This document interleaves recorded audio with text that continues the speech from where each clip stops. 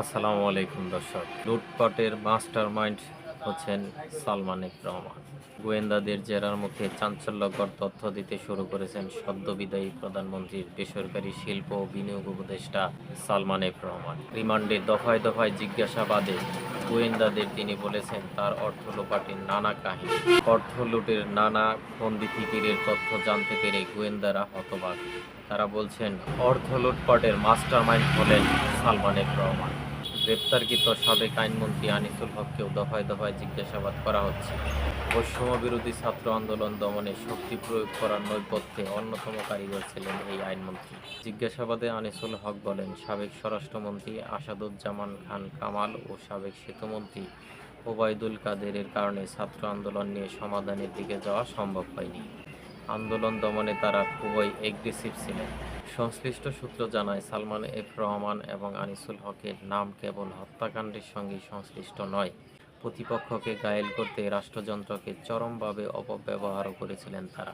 পাশাপাশি ভয়াবহ আর্থিক কেলেঙ্কারির সঙ্গে প্রত্যক্ষ বা পরোক্ষভাবে জড়িত ছিলেন সালমান। তাই রিমান্ডে হত্যা মামলার পাশাপাশি দেশের সার্বিক অর্থনীতির মন্দা অবস্থা সৃষ্টি করা সহ বিগত সরকারের অপকর্ম ও দুর্নীতি সহ নানা বিষয়ে জিজ্ঞাসাবাদ করা হচ্ছে। তারা দিচ্ছেন অজানা অনেক চাঞ্চল্যকর তথ্য।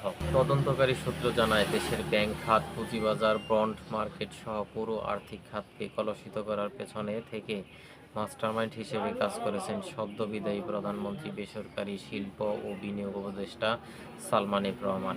ব্যাংক খাতে খেলাপি ঋণের কারিগর হিসেবে উত্থান, ক্ষমতার অপব্যবহার করে পুঁজিবাজারে বিনিয়োগকারীদের সর্বস্ব লুটে নিয়েছেন। জানা গেছে, শেয়ার বাজার ও ব্যাংক খাতে কেলেঙ্কারির মূল হোতাদের একজন হিসেবে গত 15 বছর ধরেই আলোচনায় ছিল সালমান এফ রহমানের নাম। তবে খাত দুটিতে সালমানের দৌরাত্ম্য আরও অনেক আগে থেকেই।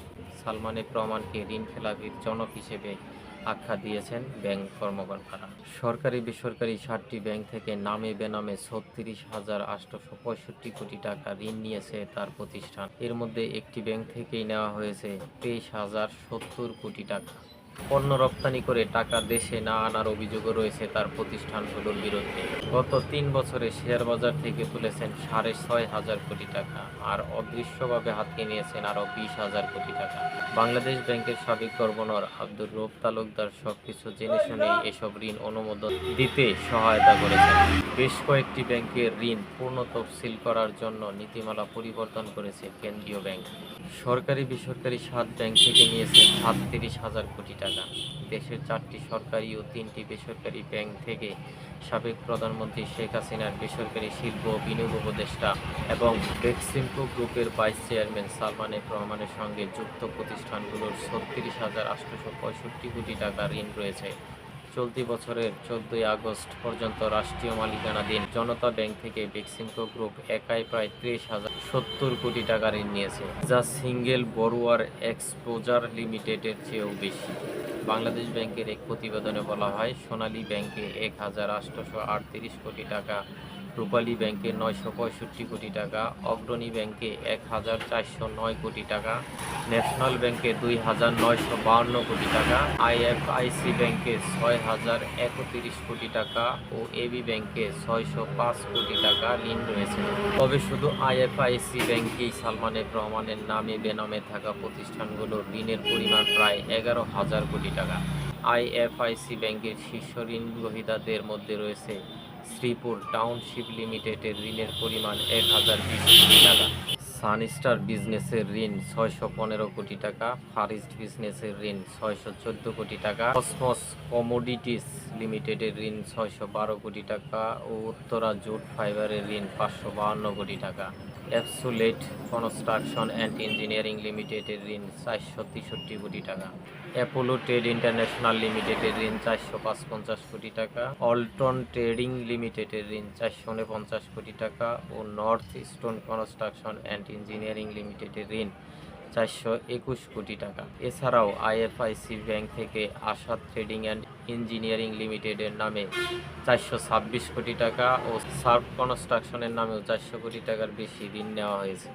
সালমান এফ রহমানের 200 মেগাওয়াট তিস্তা সৌরবিদ্যুৎ প্রকল্পে $185 মিলিয়ন বিনিয়োগ করতে বাংলাদেশ ইনফ্রাস্ট্রাকচার ফাইন্যান্স ফান্ড লিমিটেডের প্রধান নির্বাহী কর্মকর্তা ফরমানুল ইসলামকে নির্দেশ দেন তৎকালীন অর্থ সচিব আব্দুর রউফ তালুকদার। তহবিল সংকটের বিষয়টি অর্থ সচিবকে জানালে পদত্যাগে বাধ্য হন ফরমানুল ইসলাম। পরবর্তীতে জাইকা তহবিল থেকে ১০০ কোটি টাকা পায় তিস্তা সৌর বিদ্যুৎ প্রকল্প। নাম প্রকাশে অনিচ্ছুক বাংলাদেশ ব্যাংকের একজন কর্মকর্তা জানিয়েছেন, সব কোম্পানির সঙ্গে যুক্ত সালমান এফ রহমান। শেয়ার বাজার কারসাজিতেও সালমান এফ রহমানের নাম সবার আগে। বিভিন্ন নামে বেনামে বিভিন্ন কোম্পানির নাম দিয়ে তিনি শেয়ার কারসাজি করেছেন।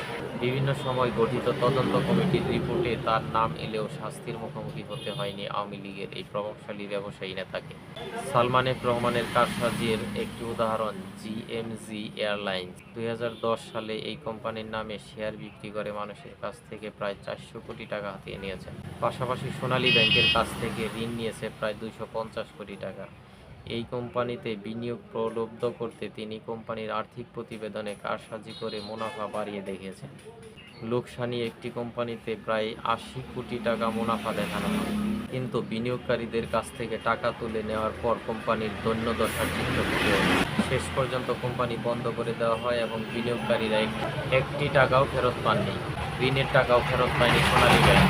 পরে সোনালী ব্যাংক জিএমজি এয়ারলাইন্সের সম্পত্তি নিলামে বিক্রির উদ্যোগ নেয়, কিন্তু উচ্চ আদালতের আদেশে নিলাম স্থগিত করা হয়।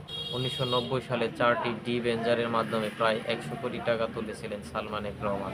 ১০ বছর পর এই টাকা ফেরত দেওয়ার কথা থাকলেও তিনি দেননি।